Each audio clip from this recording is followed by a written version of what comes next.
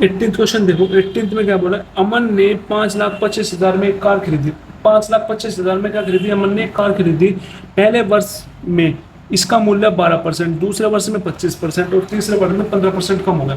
मतलब जो उसका मूल्य है पहले वर्ष में तो 12% कम होगा, दूसरे वर्ष में 25% कम होगा और तीसरे वर्ष में 15% कम होगा। तो 3 वर्ष के बाद कार का मूल्य, जो 3 वर्ष के बाद जो कार का मूल्य बना वो मूल मूल्य का कितना प्रतिशत है, मूल मूल्य का कितना प्रतिशत है ये बताना है। अब देखो, पहले तो जो परसेंटेज दे रखा है उसको फ्रैक्शन में निकाल लो।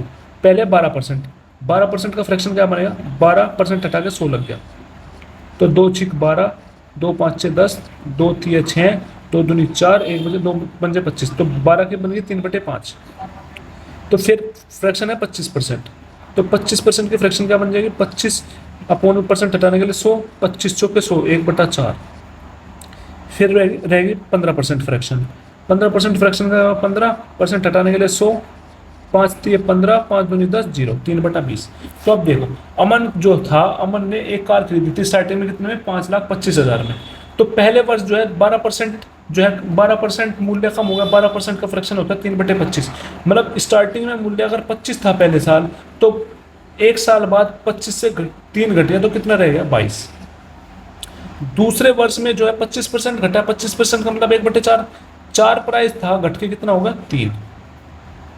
फिर तीसरे वर्ष कितना था, 15%, 15% घटा, 15% की फ्रैक्शन है 3/20। मतलब जो तीसरे वर्ष है 20 था, 20 से 3 घट गया तो कितने रहेंगे, 17। ठीक, तो अब इसकी कर दो मल्टीप्लाई, तो 25 इंटू 4 बन गया 100, 100 की मल्टीप्लाई 20 में करेगा कितना बन जाएगा, 2,000। तो 22 इंटू 3 करेगा कितना बनेगा, 3 दूनी 6, 3 66, और 66 की मल्टीप्लाई 17 में कर, वो कितना बनेगा, 7 6 42, 4 ऊपर 7 6 42, 4 46, तो 6 और 6 कितना बन जाएगा, 2 6 6 12, हाथ से लगा 1, 6 4 10, 1 11, तो कितना बन गया, 1122। कितना बन गया, 1122। तो मतलब जो कार का मूल्य था, वो स्टार्टिंग में कार का मूल्य था 2,000, वो घट के कितना हो गया 3 साल बाद, 1122। तो जो कार का मूल्य था, जो कार का मूल्य था स्टार्टिंग में खरीदी थी, वो खरीदी कितने में थी, 5,25,000 में। और जो हमने कार का मूल्य स्टार्टिंग में निकाला जो खरीदी थी, वो कितने था, 2,000। तो हमें पता है 2,000 यूनिट की वैल्यू कितनी हो जाएगी, 5,25,000। तो यहाँ से 1 यूनिट की वैल्यू कितनी आ जाएगी, 5 25 अपॉन 2,000, 2 0 से 2 0 कट गई। यहाँ से 1 यूनिट की वैल्यू कितनी आ गई, 5 25 अपॉन 2।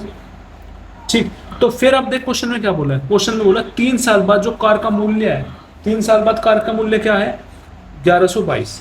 3 साल बाद कार का मूल्य क्या है, 1122। तो वो मूल मूल्य का कितना प्रतिशत है, मतलब 2,000 का कितना प्रतिशत है, मूल मूल्य का कितना प्रतिशत है, जिसके साथ कितना प्रतिशत आता है उसको नीचे लिखते हैं। तो किसके साथ आ रहा है, मूल मूल्य के साथ। और मूल मूल्य कितना है, 2,000।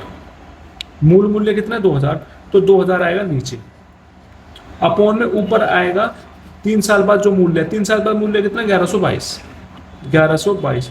तो हमें क्या निकालना है, इसकी प्रतिशत निकालना है। जब भी प्रतिशत निकालते हैं क्या करते हैं, इंटू 100। 0 से 0 गया, 1 0 से 1 0 गया। अब काट दो 2 से, 2 10 जा, 2 पंजे 10, 1 बच गया, 2 6 12, 2 एकम 2।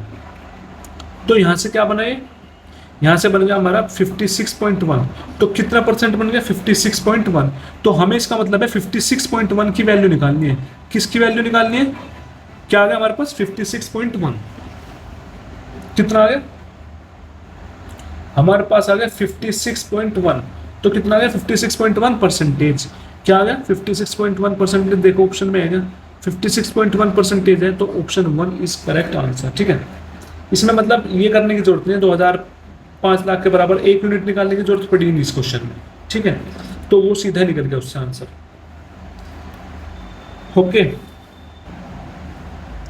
19वां क्वेश्चन देख। 19वां क्या बोल रहा है, एक लैपटॉप का अंकित मूल्य 32,800 है। मतलब एक लैपटॉप का अंकित मूल्य दे दिया, मतलब मार्क प्राइस दे दिया कितना, 32,800। फिर यदि अंकित मूल्य पर 15% की छूट है तो विक्रय मूल्य बताना है। अगर अंकित मूल्य पर कितने की छूट दी थी, 15% की, 15% की छूट दे दी। जब छूट दे दी, वो छूट घटा देंगे अंकित मूल्य में से, तो वो हमें पता चल जाएगा वो हमारे पास क्या आ जाएगा, विक्रय मूल्य। समझ रहे हैं, तो लैपटॉप का अंकित मूल्य दे दे 3280, तो फिर उसने अंकित मूल्य पर 15% की छूट दी, तो 15% का फ्रैक्शन क्या बनेगा, 15% हटा के 100, तो 5 ते 15, 5 दूनी 10, 3/20। मतलब यहाँ पे लिख दिया हमने मार्क प्राइस अंकित मूल्य, फिर जो उसको छूट मिली होगी, छूट मिल के वो उतने में उसने बेची होगी, मतलब वो होगा क्रय मूल्य, विक्रय मूल्य। तो कोई चीज 3/20 फ्रैक्शन आई, तो 20 उसका अंकित मूल्य है, 20 पे 3 की छूट दी, तो उसने बेची कितने में होगी, वो 17 में। तो हमसे पूछ रहा है विक्रय मूल्य, पूछ रहा है विक्रय मूल्य, मतलब 17 यूनिट की वैल्यू पूछ रहा है। तो हमने जो है, हमने अंकित मूल्य कितना निकाला क्वेश्चन में, हमने अंकित मूल्य निकाला 20 यूनिट, और क्वेश्चन में अंकित मूल्य कितना रखा, 3280। तो 20 यूनिट किसके बराबर, 3280 के बराबर। तो यहाँ से 1 यूनिट की वैल्यू क्या आ जाएगी, 3280 अपॉन 20। तो फिर इसने पूछा है तो विक्रय मूल्य बताना, मतलब 17 यूनिट की वैल्यू बताना है। तो 17 यूनिट की वैल्यू कितनी हो जाएगी, 17 यूनिट की वैल्यू बता दो एक बार, देखो। तो 17 यूनिट कितना हो जाएगा, 3280 अपॉन 20 इंटू 17। 0 से गया 0 कट, बच गया 2 एकम 2, 1 बच गया, 2 6 12, 2 चौक 8, तो कितना बच गया 164 इंटू 17।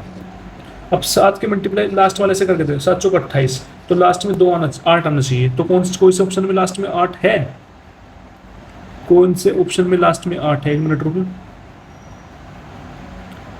0 से गया 0 कट,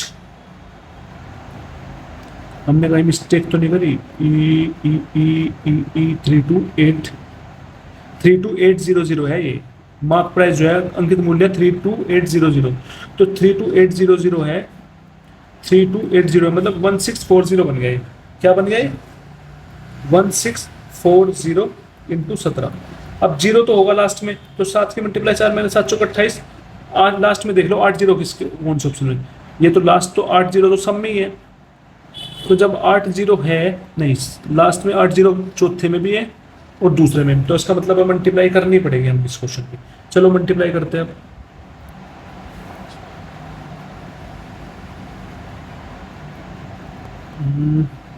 ओके मल्टीप्लाई करो, 0 को छोड़ के, क्योंकि 0 लास्ट में लगा दें, 164 उतार दिया और 17 से मल्टीप्लाई कर दी।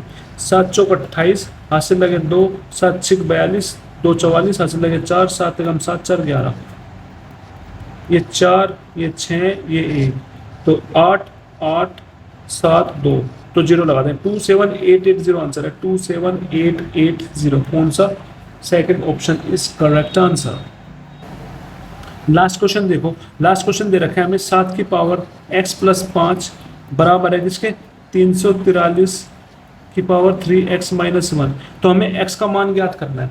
हमेशा याद रखना, जब भी क्वेश्चन दे रखा हो 7 की पावर में कुछ दे रखा हो और पावर में देने के बाद हमें कह रहा हो कि x की वैल्यू निकालो, तो हमेशा भी कोशिश करना उसके बेस से सेम बेस बनाने की। मतलब 7 है तो यहाँ पे अगर 7 बन जाए तो बहुत बढ़िया होगा, बहुत आसानी से क्वेश्चन सोल्व हो जाएगा। तो 343 का फैक्टर करो। जैसे हमने 343 का फैक्टर करा, अब इसको देखो 3 से काटो, 3 से कट जाए, 3 एकम 3, 4 बज गया, 3 से नहीं कटेगा, ये 4 से भी नहीं कटेगा, ये 5 से भी नहीं कटेगा, ये 6 से कट के देखो, 6 पंजे 30, 4 बजे 43 नहीं कटेगा। अब ये 7 से काट के देखो, 7 4 जा 28, 6 बज गया 63, 7 9 जा 63, 7 से कट गया, 7 7 जा 49 और 7 1 जा 7। देख 7 बेस बन जाएगा ना, यहाँ पे लिख देता हूँ मैं 7 की पावर x प्लस 5। अब 3 4 3 की जगह मैं क्या लिख सकता हूँ, 7 इंटू 7 इंटू 7 मतलब 7 की पावर 3, और इसकी पावर क्या बन जाएगी 3x माइनस 1। अब यहाँ पे लिख दिया हमने 7 की पावर x प्लस 5, इधर बन गया 7, पावर की पावर है वो इंटू हो जाती है, पावर की पावर मल्टीप्लाई हो जाती है। तो 3 की मल्टीप्लाई इसमें करें तो क्या बन जाएगा 9x माइनस 3 की मल्टीप्लाई 1 में हो जाएगा, कितना होगा 3। तो अब एक चीज देखो, अब बेस सेम है और इजिकल टू में, तो जिसकी पावर जो है अगर बेस सेम है इजिकल टू में, तो जो पावर है ये पावर भी बराबर लिखी जा सकती है। तो मैं इसको ये लिख सकता हूँ x plus 5 is equal to 9x minus 3। ठीक, अब x वाले को एक साथ ले जाओ और दूसरे वाले को एक साथ ले आओ। जो x है इस x को इधर ले जाएंगे जी, प्लस का उधर जाके माइनस का हो जाएगा, तो क्या बन जाएगा 9x minus x is equal to, इधर 5 है ये माइनस का है, उधर जाके क्या हो जाएगा प्लस का, तो प्लस का 3। तो 9x माइनस एक्स क्या बन जाएगा 8x is equal to 5 plus 3 8। तो यहाँ से x की वैल्यू निकालिए, मल्टीप्लाई में उधर जाके डिवाइड में हो जाएगा, तो 8/8, तो क्या बन गया 1। x की वैल्यू कितनी आ गई 1। तो option 4 is correct answer. I hope आपको अच्छे से समझ में आई होगी। अगर कोई भी क्वेश्चन में आपको दिक्कत हुई है, समझ में नहीं आया, तो प्लीज़ कमेंट करके मुझे बताना, तो मैं उस चीज़ को दोबारा आपको समझाने की कोशिश करूँगा। Thank you so much.